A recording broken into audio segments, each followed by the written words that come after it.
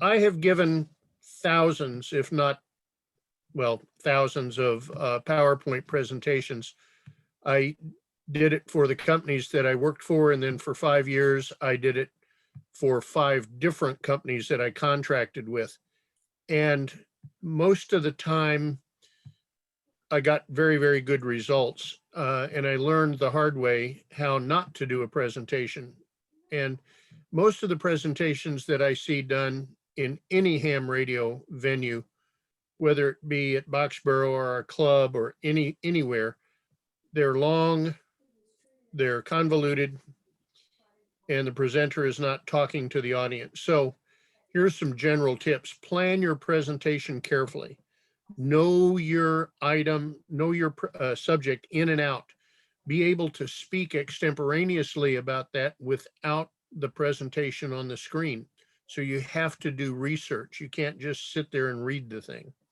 You need to know your audience. You need to know how technical you can be or how dumbed down you need to be. You need to know how long it's going to run. I've seen guys say, yeah, I'm going to give a 20-minute presentation, and an hour and 40 minutes later, we're still droning on terribly. You've got to speak comfortably and clearly. You can't just sit there and mumble. And you have to talk to the audience. Make sure, and I see this multiple times, you've got to check the spelling and grammar on your PowerPoint presentation.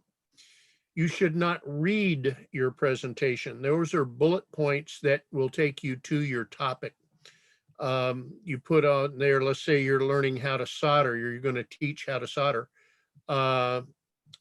Proper heating is important. That's the bullet point. And you explain how that's done without saying, to properly heat, and have it all written down. To properly heat the item, you must have the wires twisted together carefully and tightly, have the correct solder, and so on and so forth. But you can do that in such a way that you're actually doing something and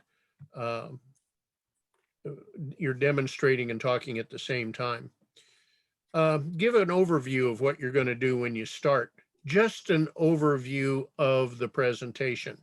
You don't need an overview of you. Nobody cares. You're here to give a presentation, not to give your CV. And talk to the audience, not the screen. This is the most egregious thing that I see every time.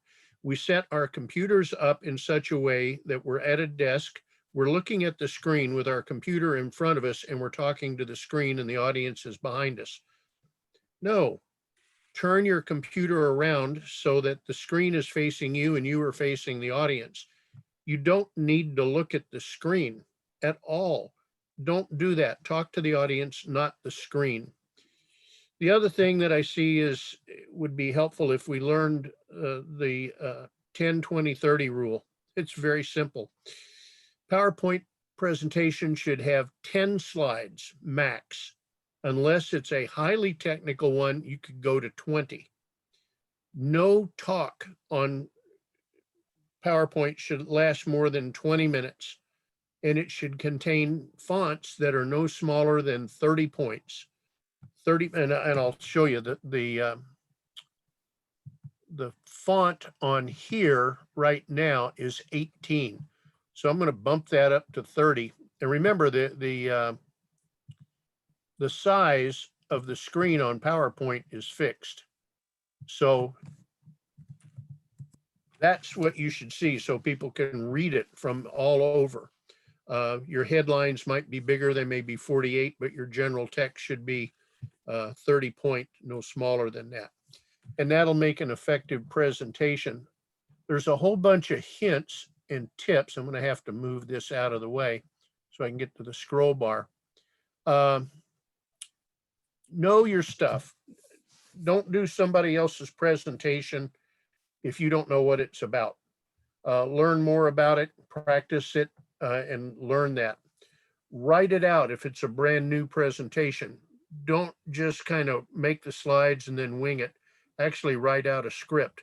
When I was working for the 5 different companies traveling all over the world, I had 10 different presentations that I could give. I wrote each one out entirely pass them by the powers that be at the various companies. I had 2 speeches for each company and let them critique it, but I didn't let them write it because most of the time the writing of the presentation was done by technical people. And after the second slide, you were bored silly. Know your audience. We said that earlier, and that's important. You have to know who you're talking to. Sometimes I would talk to management people. Sometimes I would talk to engineers. Sometimes I would talk to on-air people. And this was all in the broadcast industry. And yes, rehearse it. Don't get up and try to do a PowerPoint presentation cold. That's a sudden death, and people will they'll know you're doing it cold right off the bat. After you rehearse it, then do a rewrite. You'll find things that are awkward, and if it's a canned presentation, as long as you stick with the facts, you might want to rewrite that thing so it's in your style of talking. And then have a friend or two critique you while you do it, and that's kind of tough. I found out that the hard way.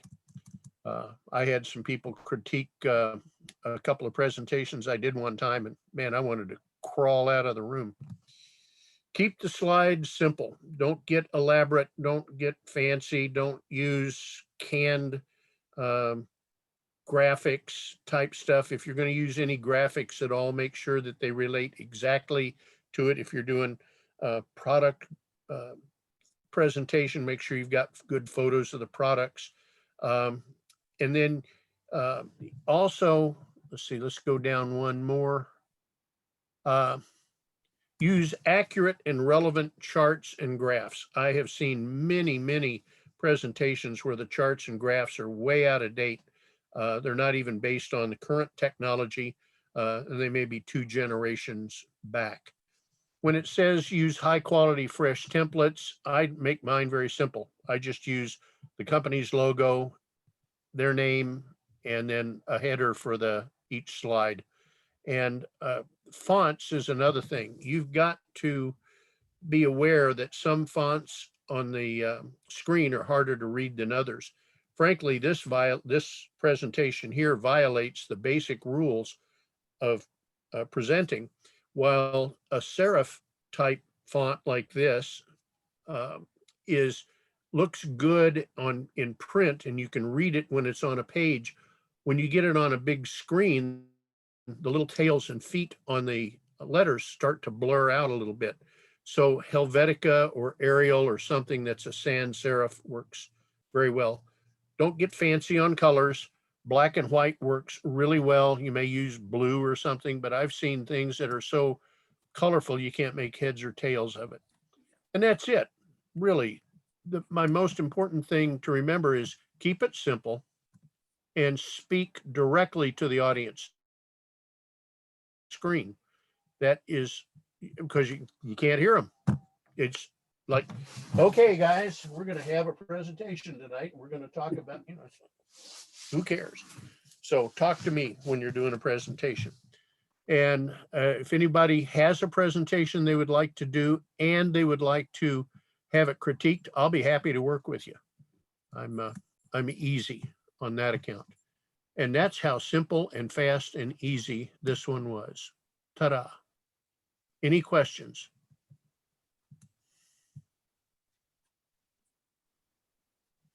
No questions. Oh, you're going to submit that to the website? Yes, it will be. Thank you. Yep. Just Dan, this brought me back to days when I was at Fitchburg State going for my BS degree. We had a speech teacher, and he gave a 15-week course, and a lot of the points you got on here is exactly what he stressed. So this is really apropos. Well, I know a lot of people are hesitant about talking in front of people or to people. I've been doing this off and on. I was the front man for a band when I was 11 years old. So I've spoken or played to audiences as small as 4 or 5 people up to 25 or 30,000. So I have no fear of the public. And the reason why is I kind of ignore them. It doesn't matter. That's all. Yeah, that's an interesting observation. I just might mention, Dan, when you're giving a presentation, say like at Ham Expo, and you're in one of those conference rooms, and you've got the screen behind you if you're facing the audience, and your computer sitting in front of you on a chair, and a wonky microphone, and this, that, and the other, and 200 people pour into the room. Unless, like Dan says, you're used to talking to people, you can get awful frightened and awful fluffed up. But the main thing is all the points he made. And I'm one that has not kept to all of them. I can tell you that. That last presentation was 120 slides. I pared it down to 50, and half of them I put on the website. So I didn't give it all out. And that was highly technical and highly informative information. I know that. But sometimes they're not as technical and not as informative. But you still have to be cool and calm and do exactly as Dan says. You face the audience. If you've got a computer screen just below your eye level, try not to look down too much at it. But if it needs to be there to remind you, that's fine. But do not turn around to the screen. And don't flash a laser pointer all over the place. In fact, don't even use one unless you're it's one of those presentations where you actually have to stand in front of the screen. Obviously with Zoom, we have the cursor. We are always looking at the presentation in front of us. So that makes it easier, but all those points are very, very valid. And like Dan, I've been giving presentations since at least 1965. And I haven't improved any at all in all that time. Back to you. Well, My instructor did mention one other thing too, and Dan reiterated too. When 2,000 or 200 people walk in and you're not used to giving a presentation, you tend to get very intimidated. And he told us, don't look down at the faces in the first, second, third row. Look out over the audience. Look towards the back of the room. They can't tell where you're looking. They see your eyes and they don't know where you're looking. Look out over the audience and you will not be intimidated. yeah, remember, you're given the presentation, and the automatic assumption is when people walk into the room that you know more about the subject than they do, which is why you're doing it. And if you know the presentation cold, if you can do that presentation virtually from knowing that slide number 1 says this, slide number 2 says that, and that comes from rehearsal, then you're not going to be afraid. And just, don't focus on people, and for sure don't look at one person. That, if you just look at one person constantly while you're doing the presentation, that's like a deer in the headlights. But yeah, I've even given presentations in Spanish. Now you talk about intimidating, because I don't speak a lot of Spanish, but I had to give the Mexican Broadcasting Association one time. There were 15,000 plus people in there. That wasn't the largest, but it was one of the largest groups I ever spoke to. So I gave the presentation in a language not mine. My knees were quaking, but I got through it, and everybody thought it was wonderful. And I sat down after the speech at the table, at the head table there, and I had a hard time getting back up. How long did it take your knees to stop shaking? It was probably halfway through the dinner. Matter of fact, somebody asked me if I had Montezuma's revenge, because we were in Mexico City, because I was shaking as I was eating, and I finally calmed down and realized I didn't make a total bollocks of the thing, which I really could have. I mean, not knowing the language and having said, I could have said something totally wrong and either gotten a laugh or insulted a whole bunch of people, but it went off okay. Well, I can comment on a couple of things you said, Dan, that I absolutely agree with. talk in a firm voice. Don't be hesitant about what you're saying, because it comes across like you don't really have a handle on what you're presenting. This is coming from a guy who in my town I previously lived in as chairman of the town's finance committee and at town meetings. And before I go any further, I will tell you, I got death threats because of the positions we took. And I had to present them at town meeting for what the finance committee voted against. And you have to be firm, don't stumble your words, and don't complicate and get diverted from what you're saying. You will come across much better.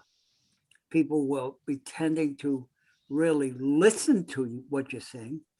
And then maybe after your presentation, you could always say, if anybody has any questions, you can come ask me after the presentation.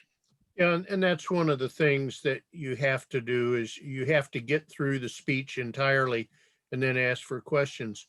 And on the point of being firm and being knowledgeable, you know what an expert is?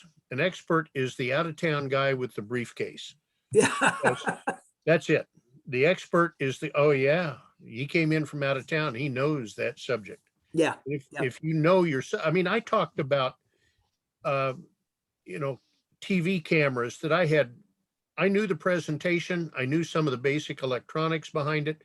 But if the questions got real deep, I'd say, let's refer that to the factory and I'll get an answer for you tomorrow. Absolutely. I was a hired gun. We used to say, I don't have an answer for that, but I will get one for you. Yep. And that moves it along. Yeah, we'll have these general presentation tips up on the website. Selena will put the video up, which will be kind of cool. Join some of my other videos. One of the things that I found people enjoy is if you can, I mean, a technical presentation is very difficult, but a lot of people enjoy putting a little bit of humor in your presentations because that kind of gets their attention a little bit more too. It is, and a lot of the seminars recommend that you start off with a little bit of humor, but that's where you really need to know your audience. Inappropriate humor, that can do it totally wrong. Absolutely. Had yeah. And don't ask me how I know that. If you wouldn't say it to your mother, don't say it to an audience. Same reason I know that. Yeah. Dan. Yeah, there's certain jokes, certain things you tell to certain audiences, and others you can't use the same thing everywhere. So you can get in trouble that way. And I learned that early on. Also, you have to be geographically correct. You can't be saying, be in Florida giving a presentation written in New York and talks about some guy that walks into a bar in Brooklyn, because they won't know what you're talking about. Yeah. So you must be geographically topical too, if it's appropriate for that presentation. Yeah, in Florida, you'd say, yeah, there's this guy drove into the lake.